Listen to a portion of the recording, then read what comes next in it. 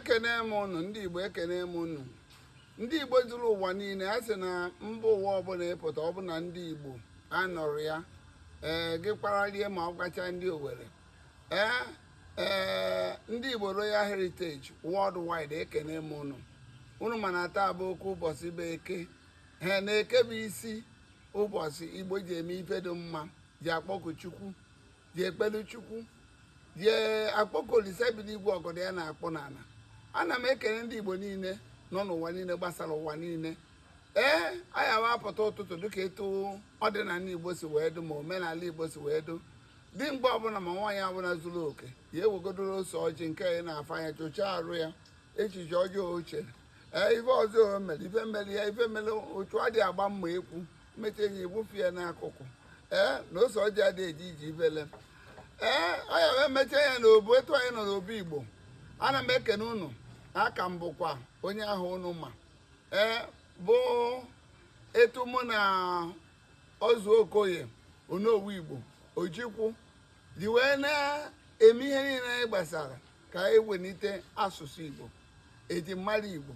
Igbo ka Igbo natawa mejekwuo ọkwa dike Igbo ukwu wee sị ndị Igbo kwu think home philosopher mụ na ya garịkwa n'Igbo gacha ma ebo nsebụsị ndị Igbo ka anyị ga nata dozie ebe anyị na-enwere ihe dịka be onye otekwa anyị kwubere ya gbata ọ dịka amụma ahụ mma ị gaa na pages of newspaper for more than 15 years ka m na-ekwu ya na-ede ma na newspaper but election a ga-egosikwa anyị nwe obere uche. Anyị na-ekenekwe Chukwu Olise bisi ụwa kele ụwa nna nene n'ọgọdọ ya na-akpụ n'ala na elekshọn niile emejere na-enwe ndị chọọ ka aṅụ ọbara enwe ndị ka akwafu ọbara Igbo ka akwafu ọbara ụmụ okorobịa but Arize Chukwu na onye ndu Chineke wetara anyị wụ obedient bụ Mr. Peter Obi nwere amamihe onye ka a na-asị na mmadụ nwere amamihe so onye na-amị na mma si amị na egbe ka ejee kọtụ na Chukwu kwu ya n'azụ ihe kọtụ wetara ya ya ekwe ụlọ ka anyị kene Chineke too otuto ekene m ndị Igbo niile ekene m mmadụ niile na-etu unu si wee nụ etu onye Chineke wepụtara anyị bụ Peter Obi si wee nye data ndụmọdụ maka kịta ọkụ akengwere ebe niile. Ana m ekene unu takwa n'eke ụbọchị eke anyị na-enwe n'ọjị Igbo niile anyị enwe ọjị Igbo niile na-asụ demenụ Igbo niile na-asụ Igbo erikakwanụ ma riva ma delta ekene m unu nekwe na ọjị bịa werekwenu asị m Anambra bịakwanụ were ọjị okwere isi afọ gbara kwa okpu mgbe na-asị Enugu steeti bịakwanụ were ọjị ke maka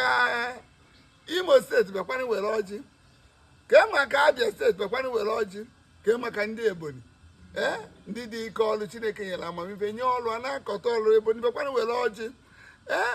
ke maka ụmụnne anyị Delta bịakwanụ were n'ọjị ke maka ụmụnne anyị Rivers unu niile bịakwanụ were ọjị Akwa Ibom ebe niile bụkwa ndị Igbo Biafra akwa niile bụkwa ndị Igbo asị unu bịakwanụ were ọjị ke maka ịga na Igala kwa niile bụkwa ndị Igbo ịga na Igala ọkwa part of Kogi sirapụ maka ihe ekewachara etu esi kele nke a tinye n'ebe a naanị ịbụrụ na ọjị sọcha zuru oke obodo niile ewegokwe n'ọjị n'ala Igbo ebute ọjị ebutekwa na asị na onye wetara ọjị wetara ndụ. Anyị ji ọfọ were ekwu okwu a anyị wee weta nzu dịka omenala Igbo ti wee dụ nọọ nzu ka anyị ji akpọku Chukwu maka na nzu dị ọcha enwere ife yiri ya nzu dị ọcha enwere ife yiri nzu wee sị Chineke nọ n'elu Chineke nọ na aja na Igbo bịakwa ntụọ nzu aja na Igbo bịa tụọ nzu aja na Igbo bịa tụọ nzu Chukwu nọ n'elu Chukwu nọ n'ala Chukwu nọzi ebe niile bịakwa tụọ nzu ezumezu nwoke na ezumezu nwaanyị bịa tụọ nzu ọ sị ndị Igbo Royal Heritage Worldwide ekwedo na nzu tụọ nwoke nọ n'ime ya tụọ nzu nwaanyị nọ n'ime ya tụọ nzu ụbọchị taa ya abụrụ na ọzọ ọma ekwu na Igbo niile nọ n'ụwa niile ebe ọ n'ụwa nọ na ndị ọcha bịa nụ anyị zuru ibe anyị n'ori ma ebe n'anya na nsị na ndị Igbo niile nọ n'ụwa niile unu ya nọkwa n'ụwa ịbụrụ ka m kwuwere okwu ịnụ ọka apịa ebido bebe nnụ na-ekwuwe okwu nye ụlọ ife ọma apịa na-egosi ihe ọma wee na-asị na ọ ya dịrị nwoke mma dịrị nwaanyị mma ndị Igbo Royal Heritage a sị na mgbagirigiri na oke akpị na anyị ibulata anyị si bido na mbụ mee nye etu o si mee ya ma kịta anyị ekwekọrịtago anyị ekwekọrịtago na onwe anyị na ndị Igbo Royal Heritage maka ụwa maka ndị Igbo mkpọrọta ndị Igbo ụlọ ndozi Igbo ka anyị sụọ n'otu onu ka anyị kwuo n'ofu okwu ka anyị rapụ nzọzi isi ka anyị jiri aghọrọ ka ndị Israel na ndị Palestine ka anyị kwuo okwu n'ọfọ ka anyị ribe nwanne ọnụrụbe nwanne ya ebekwana akwa ana m agọzi unu n'ụbọchị taa ndị Igbo Royal Heritage ọ ya dịrị unu mma na eke the new leadership will lead us to paradise. The new leadership of Ndigbo Royal Heritage will lead us to paradise. Nya na ha ekwela anyị na nkwa anaghị Ndigbo na anyị abịa dozie Igbo anyị abịa bụrụ nwanne anyị abịa nwa obu ọkwa na obi Igbo ka nọ na nri kpọmkwem obi Igbo kpọmkwem na nri the cradle of Igbo civilization ebe ihe niile bidoro the citadel of Igbo civilization sirapụzie isi sirapụzie ọdụdụ ka ekwuo okwu n'ọfọ atụnyekwekwana m nzu atụkewa m nzu wee welite ọjị n'ala Igbo ọkwa na ọjị bụ ndụ onye weta sị na o wetara ọjị wetara ndụ unu anya na ọkwa na ọjị ka m wetara ọjị wee na-asị ndụ nwoke ndụ nwaanyị ndị Igbo Royal Heritage ana m ekele unu niile na mba unu gba akpa m wee na-ekenekwa onye isi ọkanka meyọ nkenke enyi na-achụ igwe enyi ọsọ ọnata dike mma ana m ekele gị niile wee na-ekele niile kwụ gị n'azụ ndị kwu n'eziokwu asụ ọmara ya asụ ya sụọ na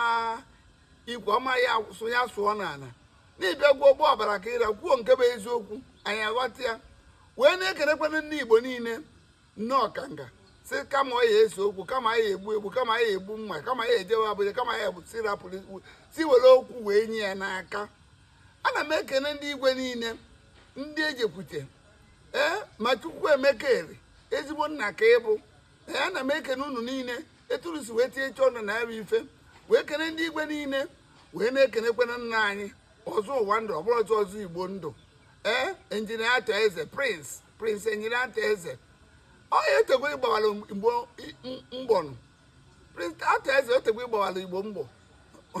enwekwa onye Igbo ya dị ka gị anyị wụ ndị Igbo Royal Heritage we celebrate you alive o site na alụ mma akpanyere fa maka na enwere Igbo ya dị ka Atọ Eze enwere Igbo ya eri ego ka Atọ Eze enwere Igbo ofufe enyere mmadụ aka dị ka Atọ Eze ọ kwadoro anyị kwadosie ike ana m asị na ọ ya adịrị ya mma eke na ọ ya adịrị ya mma oye na ọ ya adịrị ya mma afọ na ọ ya adịrị ya mma nkwọ wee na-akpọkwute ụbọchị eke ndị Igbo niile nọ n'ụwa niile wee na-asọkwa ọfọ ka ide ji awa na ọfọ ka nji nwanri ji ọfọ enwekwa obodo nụrụ ọzọ ji ọfọ na asị na nwanri ji ọfọ ama m na ọfọ gbara n'obodo niile nọ n'Igbo enwere obodo Igbo enwere ọfọ bụrụ a na-asị na nwanri ji ọfọ ọ bụrụ m kwuru ya a sị na ọ ya adụrụ ndị Royal Heritage mma niile ndị Igbo gbasara ụwa niile a sị m ndị Igbo ya na-amụ ka ụmụ nwaanyị Hibru ukwu ndị Igbo ji wee ji ụwa niile ka ha ya anụ mba natara mba bịa dozie ya n'Igbo ana m asị na ọ ya adụrụ nwoke mma a ya adụrụ nwaanyị mma wee sị na anyị na-agbawazi ụmụ nwaanyị Igbo afọ di na nwunye anyị ya ji eso okwu nwaanyị ya nụ ihe di ya kwuru di ya nụ ihe nwunye ya kwuru ụwa ụkwa n'aka ndị ikpe aka ekpe akwa aka dị ndị Igbo kwetara na nwaanyị bụ ife etu Igbo kwetara na nwaanyị bụ ife wee sị na ọ ya dụrụ ụmụ nwaanyị Igbo niile mma dụrụ ndị ada anyị mma ife niile asị m ndị ada anyị ya na-eketa oke na be anyị maka na nwaanyị bụ ife enwere ya amụ nwaanyị tụfuo wee sị na ọ ya dụrụ nwoke mma dụrụ nwaanyị mma ndụ mmiri ndụ azụ mmiri atara ma azụ anwụrụ wee na-asị ndị Igbo Royal Heritage n'ọdụgwokwere n'ụlọ mma n'ọdụgwokwere n'ụlọ mma n'ọka anyị sizie na onye a bụ onye isi anyị ka anyị kụọ onye ọfọ ka anyị kwuo okwu n'ọfọ ka onye mgbasa okwu na wee kwa anyị nkwa n'ọkwa eziokwu ka anyị chọrọ wee site abụ eke a sị na o sitadụ ma ọdụ gawa n'ọdụgwara anyị ma etu ahụ kwuru ya si na site na Chukwu okike abịa ma ya lee n'ọfọ ise anyị gọcha ọjị anyị na-awa n'ọjị n'ala Igbo anyị wee mara ife ọjị kwuru taa bụ ụbọchị ka anyị awachago ọjị ka anyị wụọ ọjị mara ife ọjị kwuru ọjị na-ekwu okwu n'ala Igbo o wee sị anya iwetu obi na mgbara girigiri na oke agbeghị onye wetu anya na ọfụ ime anya ndị Royal Heritage unu wetu obi. O wee sị anyị na-akwanata eti esili na onye anyị edupụta ebe ije bụ nwata nwoke anyị enye ọkwa na ọ ya ekwu okwu na ọfụ akwanata ite esili na anyị gawa n'iru na anyị ama nda ọsị anyị wetuo nwaanyị na ndị nwere ndị iwe dị n'obi amụdụ n'azụ na enwere ndị iwe kedụ n'obi onye iwe dị n'obi asị na iwe jụọ iwu ya jụọ na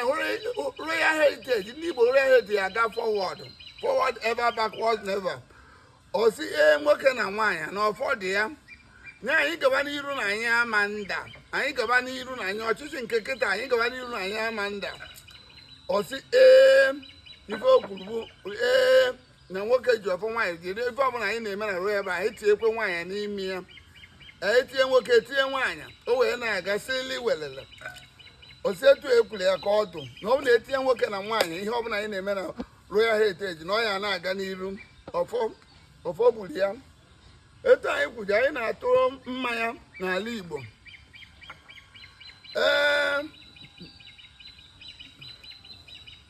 Ndị Igbo kwuru okwu wee sị anụ fụrụ anyị na-epi mpi anụ fụrụ anyị na-efu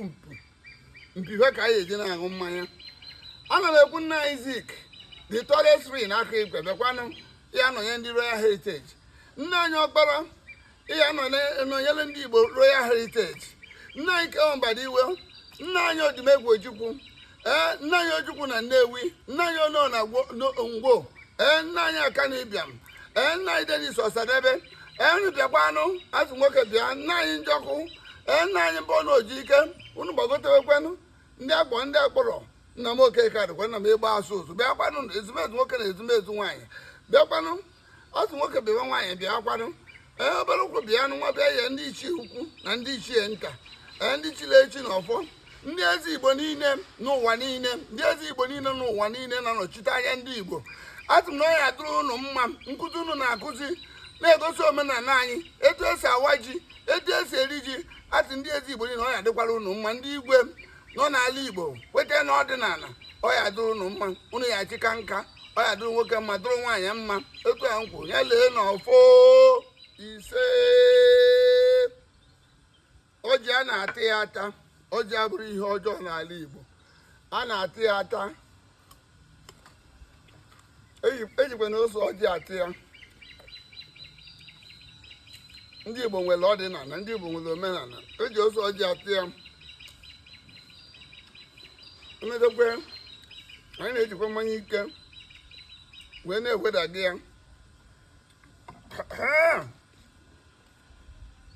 Chukwu okike na-ekwu ya ndị ana ndị bụ na ngịdị ana ya si n'isi bụ ka ibu ana lie ya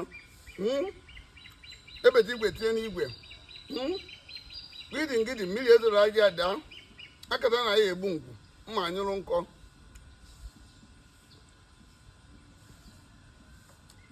Anụ gwara anyị na-ebu mpi mbiwa ka ya eji ṅụ mmanya.